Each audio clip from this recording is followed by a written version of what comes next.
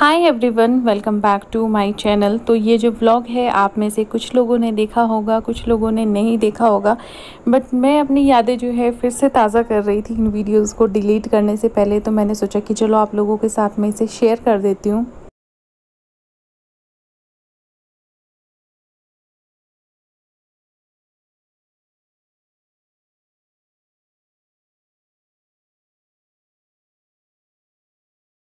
और रिसेप्शन पे भी देखा आपने कि अभी ज़्यादा लोग नहीं आए थे, तो सारी जो फॉर्मेलिटीज़ है पेपर वर्क करने के बाद मुझे इस रूम, ये वाला जो रूम है, ये दिया गया था।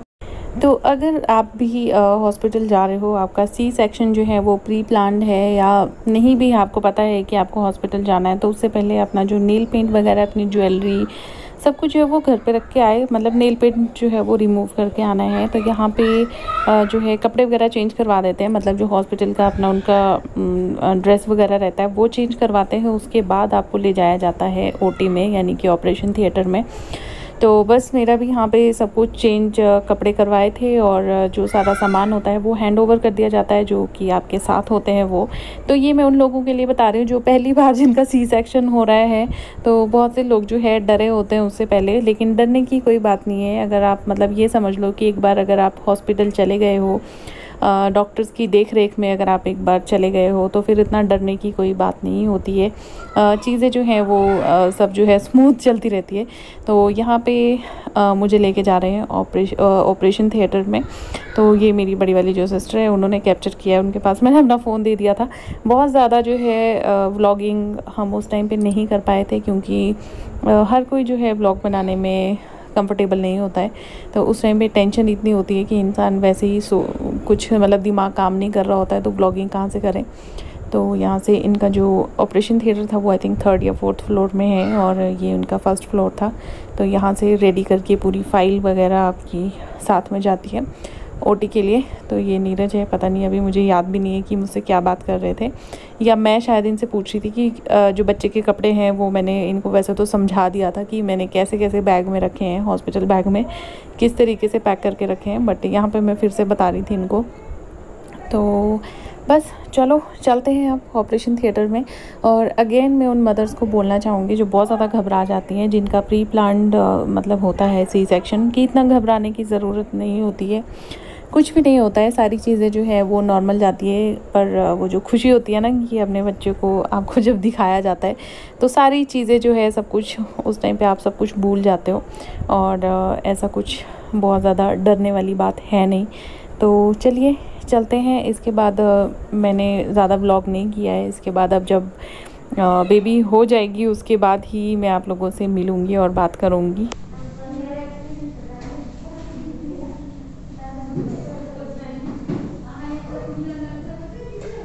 2:30 बज रहे हैं। अभी मैं अपने वार्ड में अकेली हूँ, क्योंकि साथ में एक और पेशेंट आएगा कोई, और मैं भी बिल्कुल ठीक हूँ। सी सेक्शन हो गया है। क्या हुआ है कि मैं आपको बाद में बताऊँगी। बेबी बिल्कुल सही है, एक्टिव है, और अच्छा खासा वेट है बेबी का। तो नीरज और मेरी सिस्टर मेरे साथ है, लेकिन वो भी खाना खाने के लिए गए हैं, और बेबी को भी मेरे पास नहीं लेके आए हैं, क्लीनिंग वगैरह कर रहे हैं।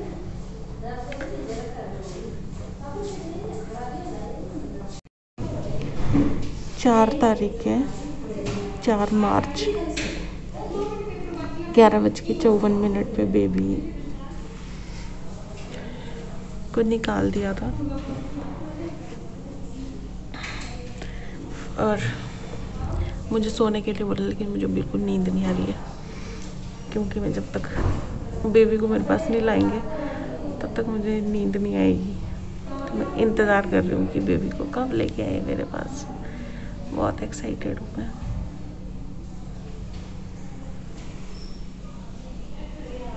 यहाँ पे साथ में एक और लड़की आएगी, उसका भी सी सेक्शन चल रहा है अभी, उसको भी शिफ्ट नहीं किया है।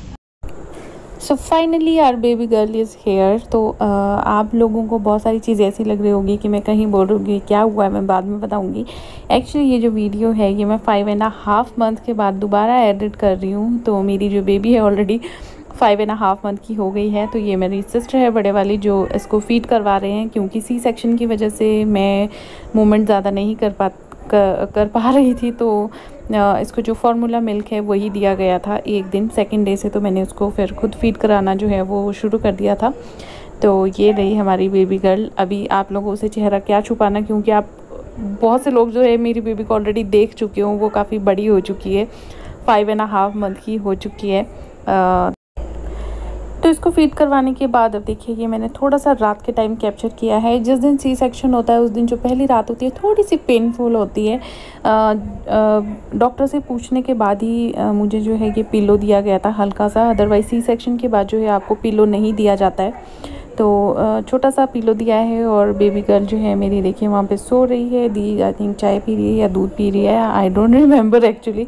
तो यहाँ पे मेरी जो आइज़ है वो पूरी तरीके से ऐसे स्वेलिंग हो रखी है, क्योंकि आपको पता है कितनी सारी इंजेक्शंस, कितनी सारी मेडिसिन जो है वो दी जाती है उस टाइम पे, ताकि आपको कोई पेन ना हो। क्योंकि सी सेक्शन जब होता है तो फर्स्ट डे थोड़ा सा हल्का सा पेनफुल होता है, बट फिर भी आपको पेन किलर्स वगैरह दी जाती है तो चीज़ें नॉर्मल हो जाती हैं। तो ये लो जी एक और नई सुबह हॉस्पिटल में। तो फ़िलहाल में तो मैंने बोला कि मैं बेबी को उतना आराम से उठा नहीं पा रही थी, और यहाँ पे नीरज भी आ गए हैं खाना वगैरह लेके। खैर मुझे तो हॉस्पिटल से ही खाना वगैरह दिया जाता था जो भी पेशेंट्स के लिए बनता था, बट ये दीदी के लिए लेके आए थे। मेरे लिए यहाँ पे सैंडविच आई है तो मैं सैंडविच इंजॉय कर रही हूँ। साथ ही साथ ये लोग बोल रहे थे कि तेरे ज़्यादा मज़े हैं यहाँ पे, मतलब ज़्यादा अच्छा खाना मिल रहा है। तो मुझे अभी भी याद है मेरे खाने को लेके ये लोग बहुत कमेंट करते थे। नया पापा बनने की खुशी है। नया पापा नहीं है, सेकंड हैंड पापा है। सेकंड हैंड पापा, सेकंड हैंड नहीं, पापा दूसरी बार बना है। हाँ तो सेकंड हैंड पापा। बीबी गर्ल का पहली बार है ना, छोटी बेबी।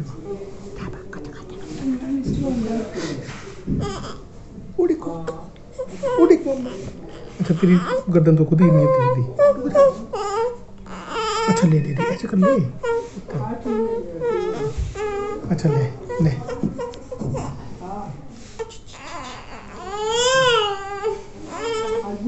उठाना उसको।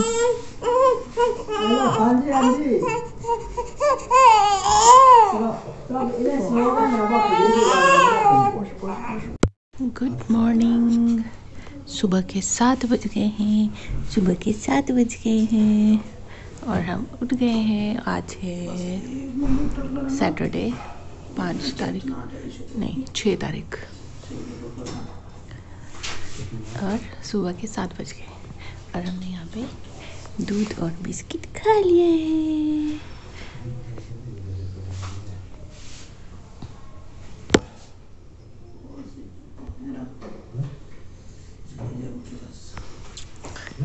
मेरा गोरखू भी सो रहा है।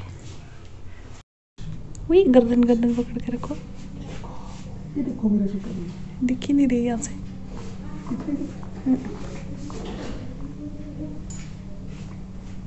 वही हाँ सब गला साफ करना है यार, ये ठंड तो लगेगी इसको इनसे। रख दो तुम इसको भी। रखूं पानी इसको। तो ये रहा मेरा ब्रेकफास्ट, कॉर्नफ्लेक्स और ये था उपमा, और यहाँ पे दूध। तो ब्रेकफास्ट बहुत बढ़िया मिलता था, लंच भी बहुत बढ़िया मिलता था। तो जो लोग ये वीडियो पहली बार देख रहे हैं तो मैं आपको बता देती हूँ कि फोर्टिस हॉस्पिटल कांगड़ा जो है वहाँ पे मेरा सी सेक्शन हुआ था। डॉक्टर वानी शर्मा जो है उन्होंने किया था मेरा सी सेक्शन। तो वही मेरी मतलब शुरू से वही थी डॉक्टर, उन्हीं से मेरा पूरा ट्रीटमेंट वगैरह जो भी है सब कुछ उन्हीं से चल रहा था। तो मेरा सी सेक्शन जो है वो उन्होंने ही किया था। तो बस चलिए ब्रेकफास्ट कर लेते हैं। खैर ये व्लॉग जो है मैं जैसे कि आपको बोला कि 5.5 महीने के बाद एडिट कर रही हूँ फिर से, ताकि ये जो मेमोरीज़ है अगर कभी उर्वी देखेगी तो उसके लिए भी फ्रेश रहेंगी। और मैं इन वीडियोस को डिलीट जैसा कि मैंने बोला करने वाली थी, तो सोचा कि उससे पहले जो है इस व्लॉग को फिर से एक बार अपलोड कर देती हूँ, ताकि ये फिर से मेरी जो यूट्यूब मेमोरीज़ है उसमें सेव हो जाएगी सारी चीज़ें, सारी वीडियोज़।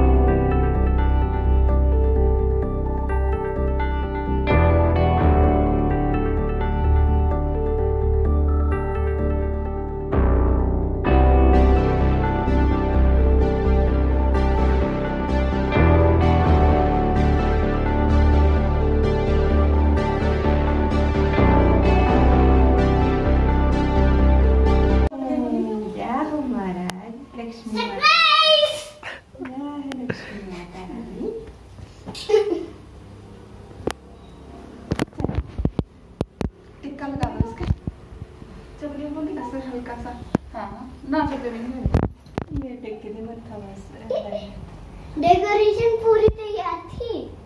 Very good.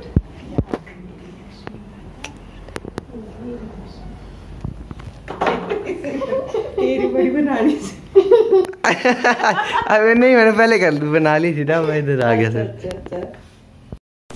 तो जैसे कि आपने देखा कि एंट्री हमारी हो गई है, तो इस तरीके से की गई थी जो डेकोरेशन है वो। तो ये सारी चीज़ें मैं अभी एक ही व्लॉग में डाल रही हूँ। पहले मैंने अलग अलग व्लॉग बनाए थे, बट अभी मैं कोशिश करूँगी कि एक ही व्लॉग में सब कुछ जो है जितना हो सके उतना ऐड कर पाऊँ। तो ये तनु यानी कि जो मेरा देवर है वो, और आदित्य, तो इन्होंने, और बड़ी वाली दीदी है वो भी दिन में जैसे यहीं पे थी, तो इन्होंने सारी डेकोरेशन करके रखी थी। तो 3 दिन के बाद मुझे जो है हॉस्पिटल से डिस्चार्ज मिल गया था। तो उसके बाद जो है यहाँ पे ये 7वां दिन है, 7th डे पे, यहाँ पे 6ठे या 7वें दिन में हमारे यहाँ पे एक रिचुअल होता है। बच्चे को काजल लगाते हैं, नज़र उतारते हैं, मतलब ये काजल लगाने का रिचुअल होता है। तो अब गांव में होता है तो बहुत ही सेलिब्रेशन के साथ किया जाता है, मतलब बहुत सारे सबको बुलाया जाता है गांव से। बट अभी यहाँ पे शहर में तो खैर कोई था नहीं। तो ये जो मेरी उर्वी की दाई माँ है वो है साथ में, और मम्मी है। तो इस रिचुअल को मैं ज़्यादा क्या एक्सप्लेन करूँ, क्योंकि मुझे खुद ही पता नहीं है कि किस तरीके से क्या किया जा रहा है। बट यहाँ पे ये होता है कि जो लोहे की ये होती है ना दराटी, उसको कुछ दिए के ऊपर रखा जाता है थोड़ी देर के लिए, घी का दिया जलाया जाता है। फिर उसमें जो काजल जो है वो बन जाता है, वो बच्चों को लगाया जाता है, नज़र भी उतारी जाती है और काजल भी बनाया जाता है। तो अगर मैं गलत बता रही हूँ कुछ तो आप मुझे करेक्ट कर सकते हैं, मैं माइंड नहीं करूँगी, क्योंकि हो सकता है कि मैं चीज़ें गलत एक्सप्लेन कर रही हूँ। क्योंकि जैसे कि मैंने कहा कि मुझे इतना अच्छे से पता नहीं है। आदित्य का भी सेम प्रोसीजर हुआ था 5 साल पहले, बट फिर उस टाइम पे चीज़ें डिफरेंट थी। उस टाइम पे हम गाँव में थे और अभी यहाँ पे है, तो यहाँ पे मम्मी खुद ही कर रहे हैं। उस टाइम पे तो खैर मैं व्लॉगिंग भी नहीं करती थी। तो उस टाइम पे ये था कि जो भी जो दाई होती है ना, वैसे वो करती है ये पूरा काम। बट यहाँ पे ये जो दाई है, अपने अपने अलग रिचुअल होते हैं। तो कांगड़ा के जो रीति रिवाज है वो अलग है, बिलासपुर के जो रीति रिवाज है वो थोड़े अलग है। तो यहाँ पे मम्मी ही कर रहे हैं, या शायद इसको एक तरीके से शुद्धिकरण बोले, या कुछ भी, जो भी बोले। आप कमेंट करके मुझे ज़रूर बताना कि आपके यहाँ पे 7वें दिन में या 6ठे दिन में जो ये प्रोसेस किया जाता है इसे क्या बोलते हैं हिमाचल में। बाकी और जगह का तो मुझे नहीं पता कि आप लोगों के रिचुअल्स क्या हैं।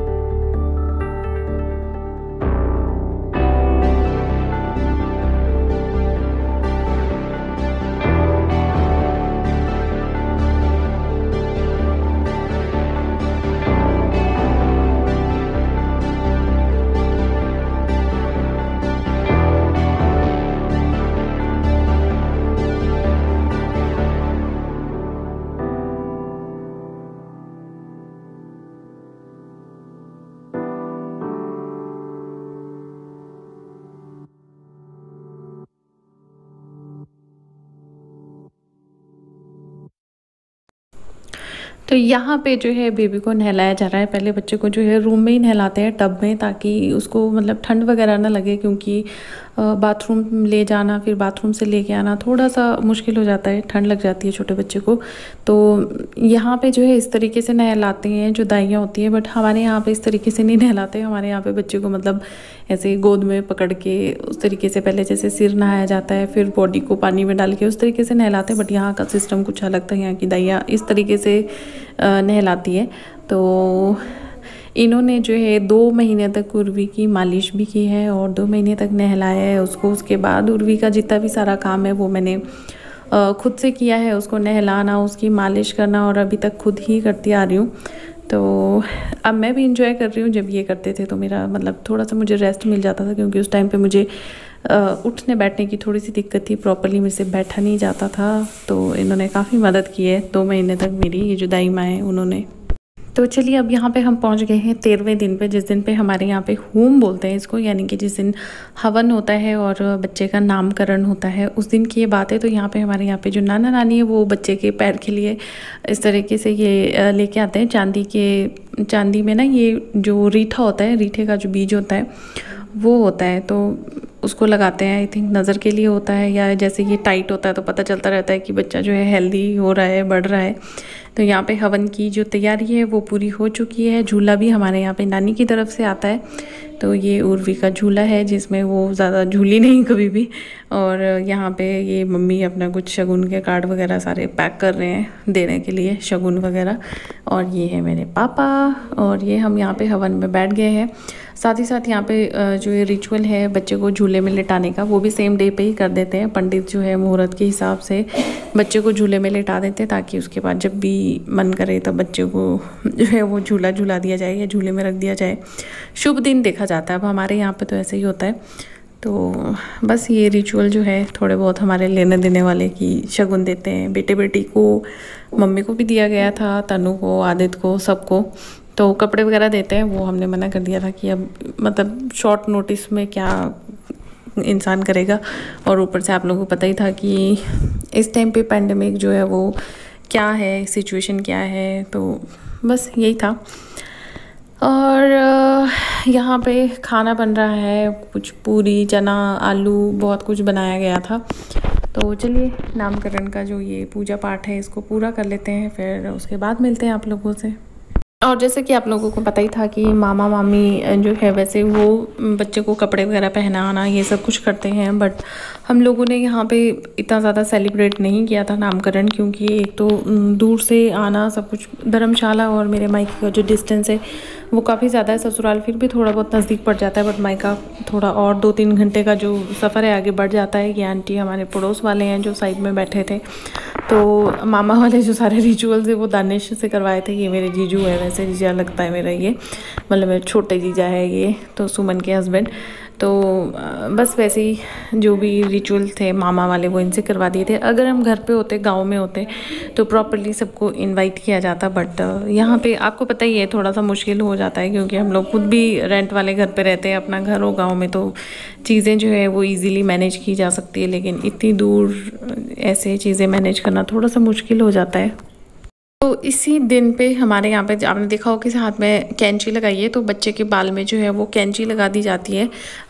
जैसे कि आप लोग मुझे हमेशा कमेंट करते रहते ना कि उर्वी का मुंडन करवा दीजिए या कुछ भी। तो मुंडन जो है हमारे यहाँ पे वैसे मान्यता के हिसाब से किया जाता है। अगर किसी ने मन्नत वगैरह की हो तो ही मुंडन किया जाता है। बट अभी कैंची लगा दी है, तो इसके बाद अगर हमें कभी लगवाना हो उर्वी के बाल में उस तरह वगैरह, मतलब इसके बाल पूरा मुंडन करवाना हो, तो अब हम कभी भी करवा सकते हैं। मतलब अब हमें मुहूर्त वगैरह निकलवाने की ज़रूरत नहीं है, क्योंकि ये शुभ दिन पे जो है इसके बालों में कैंची लग गई है। तो यहाँ पे जब बालों में कैंची लगाते हैं तो शगुन दिया जाता है। तो ये बस आई थिंक नीरज इनको शगुन दे रहे हैं, दानिश को। और उर्वी बहुत ही प्यार से सोई रही, जितनी देर ये हवन वगैरह चलता रहा उतनी देर ये सोती ही रही है। अगर थोड़ी बहुत बीच में उठती थी लेकिन फिर सो जाती थी, तो इन्हें तंग नहीं किया है। तो ये रहा शगुन। तो अब आप लोगों को अच्छा 100 रुपये, अरे कुछ नहीं है ऐसे शगुन में, तो कोई 10 रुपये भी दे दो वो भी चल पड़ता है। और यहाँ पे तो बात घर की ही थी। तो बस यहाँ पर झूले को कर देंगे असेंबल और इस वीडियो को मैं यहीं पे एंड करती हूँ। अच्छी लगी तो लाइक ज़रूर करना, शेयर करना, कमेंट करना, चैनल पे नए तो सब्सक्राइब ज़रूर कीजिएगा। मिलते हैं नेक्स्ट वीडियो में, तब तक के लिए बाय।